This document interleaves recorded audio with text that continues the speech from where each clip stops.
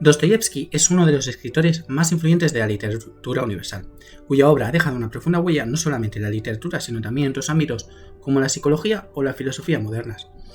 Es una figura capital del realismo ruso del siglo XIX, y su vida ha atravesado experiencias realmente extremas, como por ejemplo la muerte de sus padres, a lo que es una temprana edad, ¿no? La pobreza, la epilepsia, el encarcelamiento que tuvo en Siberia, esa lucha constante con su fe, sus convicciones políticas o, por ejemplo, su visión del alma humana. Esto lo convirtió en el autor de novelas monumentales como, por ejemplo, Crimen y Castigo, El Idiota, Los Demonios y Los Hermanos Karamazov. Pero no solamente eso, Dostoyevsky también es creador de relatos breves súper interesantes que, lejos de ser menores, encierran ese germen de los grandes temas, ¿no? Y es precisamente uno de estos relatos de los que vamos a hablar, es precisamente de Noches Blancas, una obra de 1848, y es una novela corta de juventud, pues que condensa lo que es la sensibilidad romántica y otros temas súper interesantes, como por ejemplo la exploración psicológica y la crítica social que lo caracterizaban. Ambientada en la ciudad de San Petersburgo durante lo que son las célebres Noches Blancas del verano ruso, la obra narra el encuentro entre un joven solitario, el soñador, cuya identidad nunca se llega a revelar, y Nastenka, que es una joven que está marcada por la espera y la desilusión. Durante 4 noches, ambos personajes comparten confidencias, afectos y un espacio emocional suspendido, fuera de lo que es el tiempo ordinario. Lo que caracteriza, o mejor dicho, lo que comienza como un vínculo tierno y esperanzador, pronto se va enfrentando a lo que es la realidad de los sentimientos no correspondidos, la fragilidad de los vínculos humanos y también la imposibilidad de transformar los sueños en los hechos.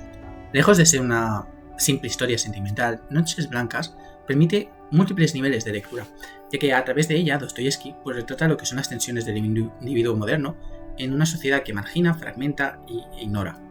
Y esta obra, que es breve pero densa, ofrece un espacio privilegiado para abordar desde una perspectiva histórica, sociológica y filosófica lo que son las primeras grandes intuiciones del pensamiento dostoyevskiano. Bueno, los vídeos que grabé ayer por alguna razón dejó de grabarse el audio y ahora pues me veo obligado a repetir gran parte de él. Pero no pasa nada, que todo sea eso. Así que nada, vamos a hablar un poquito del contexto ahora, ¿no? De la Rusia de mediados del siglo XIX.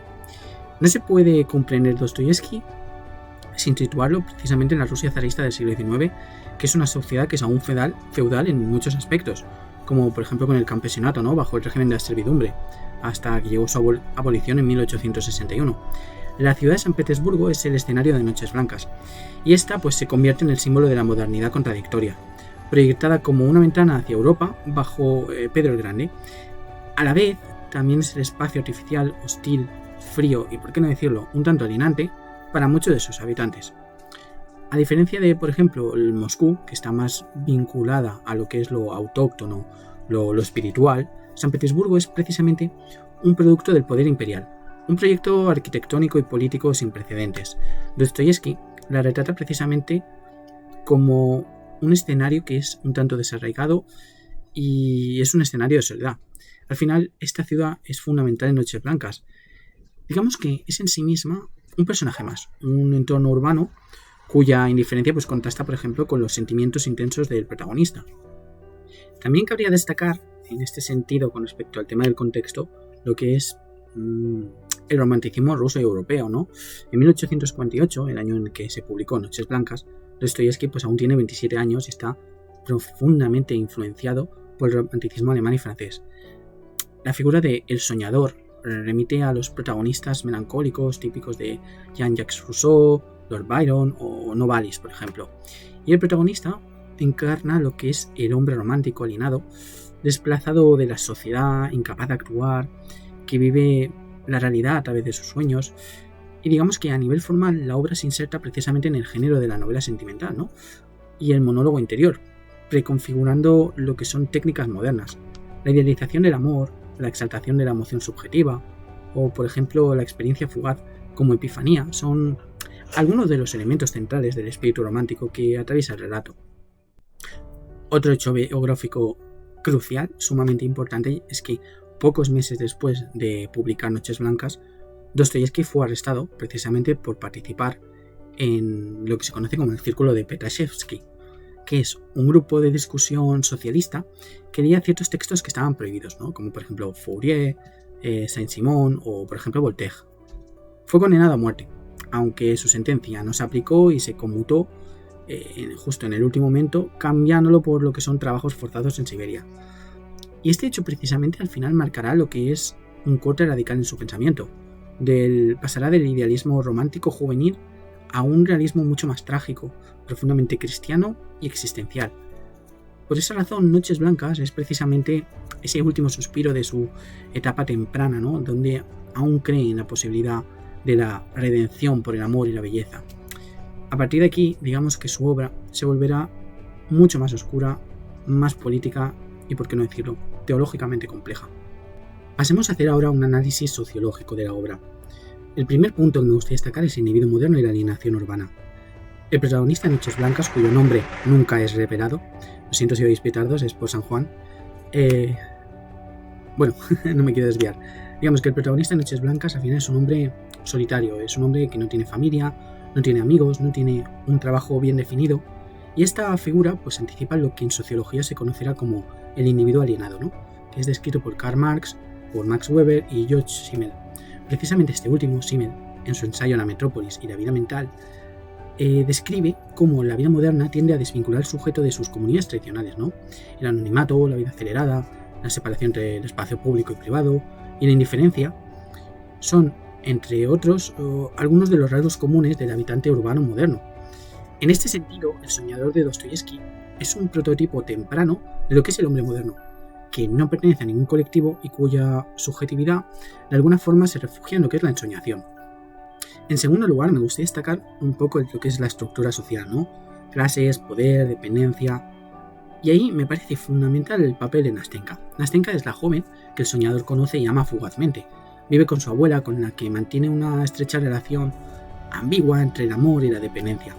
Esta situación refleja los roles asignados a las mujeres en el siglo XIX en Rusia, cuyo valor y destino social se limitaban, o mejor dicho, estaban aún ligados a lo que es el matrimonio y el control familiar. Ambos personajes representan a las clases medias y bajas, especialmente las clases medias y bajas urbanas.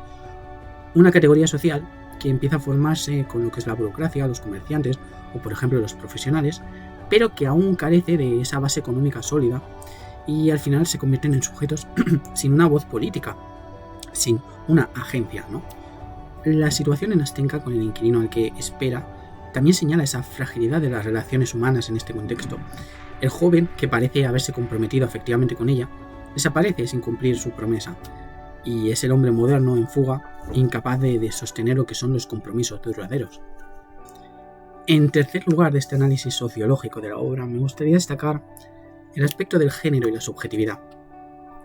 Digamos que la novela pone en primer plano dos tipos de subjetividades. Por un lado tenemos la masculina romántica, que está centrada en lo que es la contemplación idealizada de lo que es la mujer, y luego tenemos la femenina melancólica, que está limitada por el deber, la obediencia y la espera. Nastenka, digamos que se muestra frágil pero también determinada. Decide hablar con el soñador y compartir su historia, se revela contra el silencio al que condena su entorno. Sin embargo, su agencia está siempre subordinada a lo que es el deseo masculino. Primero la del inquilino, que le promete amor y luego desaparece, y luego la del soñador, que la eleva como si fuera una musa. Y al final, ¿qué tenemos? Que en ambos casos ella es objeto de deseo y proyección, pero no es un sujeto autónomo de su propio destino. Pues bien, pasemos ahora a hacer un análisis filosófico, un breve y escueto análisis de algunos puntos interesantes. Obviamente esto no es un análisis en profundidad. Quiero aclararlo, obviamente, porque quien puede malinterpretar es un vídeo de 10 minutos, entonces es lo que es. Vale, entonces el primer punto es destacar algunos puntos, ¿no? El primer punto que me gustaría destacar, yendo ya al grano, es el tema del yo fragmentado y lo que es la decisión entre lo que es la realidad y el sueño. El protagonista vive más intensamente lo que es el mundo interior que el exterior, y esto expresa precisamente una de las tensiones fundamentales de lo que es el pensamiento moderno, la brecha entre el yo subjetivo y el mundo objetivo. Este conflicto será trabajado por filósofos como Kierkegaard, que exploró lo que es la angustia como un producto de la libertad en un mundo sin certezas. O por ejemplo también tenemos a Nietzsche, quien denunció lo que es la moral de los esclavos del individuo incapaz de afirmarse, ¿no? En El soñador, precisamente, esta escisión alcanza un nivel prácticamente patológico. Es un personaje dividido entre el deseo y el miedo. entre lo que es el impulso de actuar y la imposibilidad de hacerlo. Vive de ensoñaciones, de ficciones mentales, y lo que ama no es precisamente a Nastenka en sí, sino más bien la posibilidad de amar, el acto de imaginar el amor. Y esto nos lleva precisamente a hablar del amor. El amor es, en Noches Blancas, un acontecimiento excepcional, una irrupción en la monotonía del yo. Pero este amor es asimétrico. El soñador deposita en Nastenka todo lo que es el ideal romántico, mientras que ella, por otro lado, lo percibe como una compañía útil, un interlocutor emocional en ausencia de quien es su amado real. Es precisamente aquí como se manifiesta una profunda crítica a la idealización romántica, que convierte al otro en un objeto de proyección y no de encuentro genuino. Esta idea es tomada por filósofos como Emmanuel Levinas, para quien la ética comienza cuando el otro se impone como el rostro, como alteridad radical. Y es precisamente en Noches Blancas donde el soñador no ve a Nastenka en una radical alteridad, sino más bien como, digamos, un espejo de lo que es su necesidad de afecto. Hablemos del tiempo. Dostoyevski estructura la obra en 4 noches y 1 mañana. Y es precisamente interesante porque esta cronología fragmentada tiene un profundo valor simbólico. El amor y la epifanía ocurren en un tiempo, digamos que suspendido, no lineal, que desafía la temporalidad ordinaria que todos entendemos. El fenómeno de las noches blancas es precisamente clave, son noches donde no hay oscuridad, como si el tiempo de alguna forma no terminara, como si el día no terminase nunca. Sin embargo, sabemos que todo acabará, que el tiempo sigue, que llegará a lo que es la separación. Y esto es sumamente interesante porque nos recuerda lo que es la distinción que hace Henry Bergson entre lo que es el tiempo cronológico, es decir, el que podemos medir, y el tiempo vivido.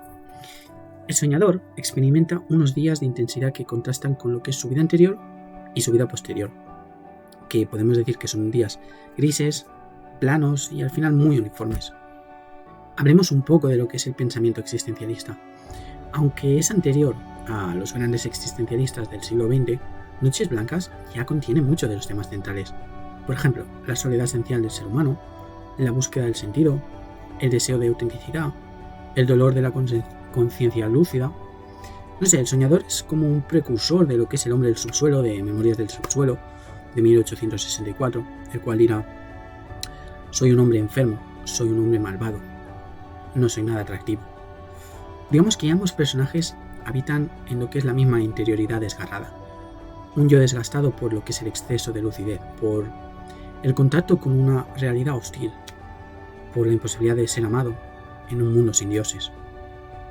En conclusión, Noches Blancas es una novela corta, pero que funciona como una suerte de laboratorio emocional e intelectual, donde Dostoyevski empieza a abordar lo que son los grandes dilemas que lo obsesionarán durante el resto de su obra. Aunque escrita en su juventud bajo la influencia del romanticismo europeo, en el texto ya podemos apreciar la profundidad psicológica, la densidad simbólica y lo que es la tensión moral que lo caracterizarán en su madurez literaria. Desde el punto de vista histórico, podemos decir que la obra debe leerse como un producto de un tiempo en transición, en el umbral de las grandes transformaciones que conocerá Rusia, como por ejemplo la abolición de la servidumbre, el ascenso del pensamiento revolucionario o por ejemplo la modernización forzada. Dostoyevski consigue captar lo que es el estado de crisis del individuo en un orden social todavía rígido, pero ya corroído por lo que es el desencanto. Digamos que la ciudad de San Petersburgo, símbolo del proyecto imperial moderno, aparece aquí como un espacio impersonal, artificial y a la vez frío. No solamente nos sirve como un escenario, sino también como representación del desarraigo y la soledad estructural de sus propios habitantes.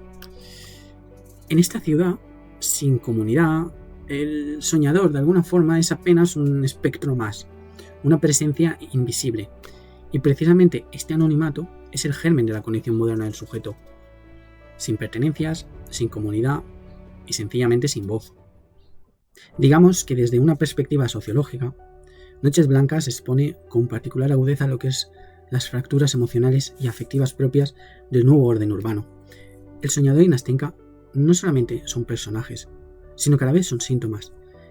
Por un lado, él encarna lo que es el hombre urbano, solitario, apartado del tejido social, incapaz de establecer relaciones significativas fuera de lo que es el mundo de la fantasía.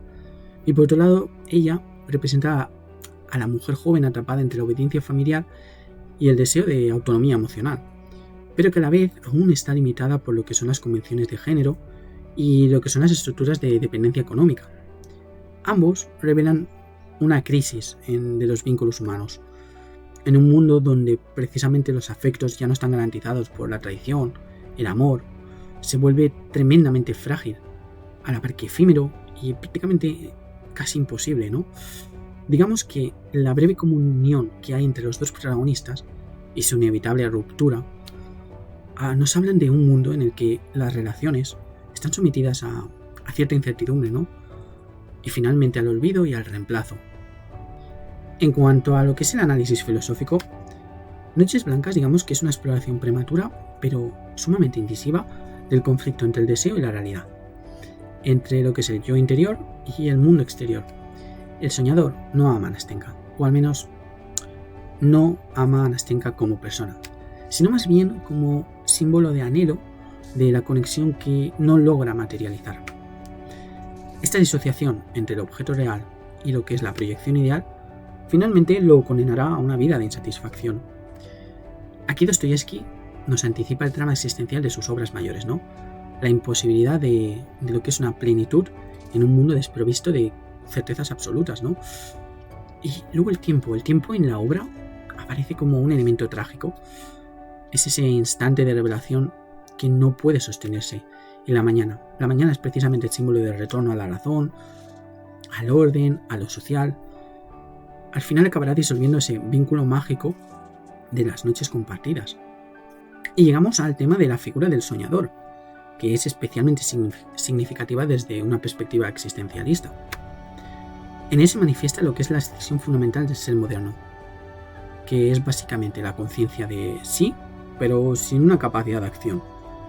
El exceso de lucidez que llega a ser paralizante. Y en tercer lugar, la incapacidad de transformar lo que es la vida en acto. Este es precisamente el germen del hombre del subsuelo, ¿no? Del que hemos hablado. El hombre dividido entre su ansia de lo absoluto y su vivencia de lo absurdo.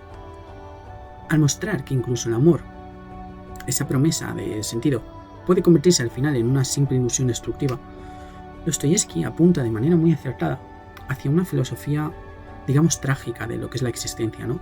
Donde la lucidez no redime, sino que en ocasiones termina condenando. Finalmente, Noches Blancas es también una meditación sobre la naturaleza del tiempo subjetivo. El amor vivido por el soñador, aunque es breve cronológicamente, digamos que adquiere una intensidad que lo hace eterno en la memoria. Este desajuste entre el tiempo cronológico y lo que es el tiempo emocional introduce una clave que es un tanto poética a la par que metafísica. En un mundo donde todo es fugaz, lo único permanente es el recuerdo, la herida que ha sido transformada en belleza, el dolor que da forma a lo que es la conciencia humana. Digamos que así, esta obra no es solamente una historia triste sobre un amor no correspondido, es mucho más que eso. Es precisamente un retrato profundo de lo que es la condición humana moderna, una condición marcada precisamente por la soledad, por la imaginación insatisfecha, la necesidad de un vínculo y finalmente muchas veces la imposibilidad de encontrar sentido fuera del yo. En pocas palabras, Dostoyevsky termina levantando lo que es un espejo ante el alma de su época y también, por qué no decirlo, quizá ante la nuestra.